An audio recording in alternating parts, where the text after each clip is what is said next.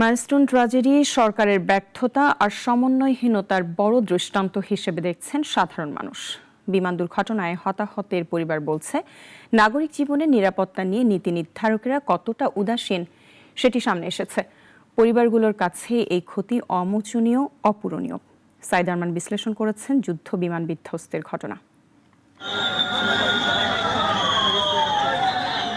দুর্বহ খবর, হৃদয় বিদারক ছবি আর রক্তহীন করা ফুটেজ। একসঙ্গে এতগুলো শিশু, শিক্ষার্থীর মৃত্যু বাংলাদেশ আগে কখনো দেখেনি। ছিন্ন মুকুলের শোকে কাঁদছে বাংলাদেশ। এই ক্ষত অমোচনীয়, অপূরণীয়। কিন্তু হৃদয় বিদারক, নির্মম এই আঘাত সহ্য করা কঠিন।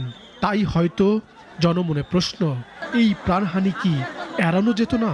হয়তো যেত যদি যুদ্ধ বিমান উড্ডয়নের জন্য কোনো স্বতন্ত্র রানওয়ে থাকতো, যার অবস্থান হতো লোকালয় থেকে অনেকটা দূরে।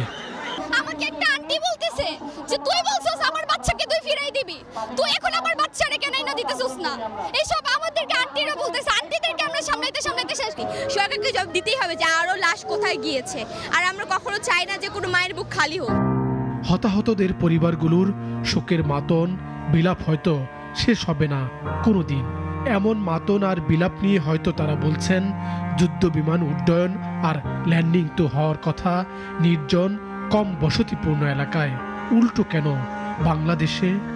বিমানটা এত কাছ দিয়ে যাইতো আর এত শব্দ হতো, মনে করতাম যে একটা ভাবি আমরা কথা বলতেছি কিন্তু কথা বলা যাইতো না। একটু পরপর বিমান যেত, একটু পরপর এই যে এই রোড দিয়েই তো বিমানটা যাইতো স্কুলের এখান দিয়ে। এটা অনেক ভয় লাগতো যে আল্লাহ মনে হচ্ছিল যে গায়ে পড়ে যাবে। কিন্তু অনেক দিন ধরে এটা আমি কল্পনা করতাম যে আল্লাহ এই যে আমাদের গায়ে পড়ে যাবে নাকি, এত কাছে আসতো মানে বিমান দেখার জন্য। আর ঠিক সেই ঘটনাটাই ঘটলো। একটা মা জানে, একটা ভাই জানে, একটা বোন জানে যে একটা সন্তান হারানো কত কষ্ট। আমার বোন আজকে পাগল, আমার বোন জানে আজকে পাগল, বোনগুলি পাগল। কেন? কি অপরাধ? সবাই বলছেন দুর্ঘটনা হতেই পারে, কিন্তু মাইলস্টোন ট্র্যাজেডি যে সরকারের ব্যর্থতা আর সমন্বয়হীনতার দৃষ্টান্ত, সেটি মনে করা হচ্ছে।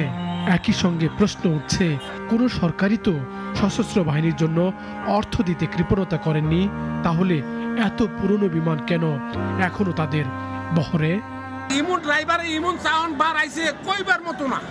পরে দুই হ্যান্ডে বল্লি খাওয়ার হ্যান্ডে আনা আইতে মাত্র 2 সেকেন্ড লাগতে বা 1.5 সেকেন্ড লাগতে। এই সময়ের মধ্যে এখানে বুঝাচ্ছে। কিন্তু ওরা যা বলছে তা অতি নগণ্য। এত কম ভুলেও হবে না, এত কম ভুলেও হবে না, কমপক্ষে 150 জনের উপরে হবে। সত্যেন্দ্রনাথ দত্তের ছিন্নমুকুল কবিতার লাইন, ছোট্ট যেজন ছিল রে সবচেয়ে, সেই দিয়েছে সকল শূন্য করে। তবে তাদের এই শূন্যতায় বদলাবে কি বাংলাদেশ? সতর্ক হবে রাষ্ট্র, সরকার? সাইদ আরমান, নাগরিক, ঢাকা।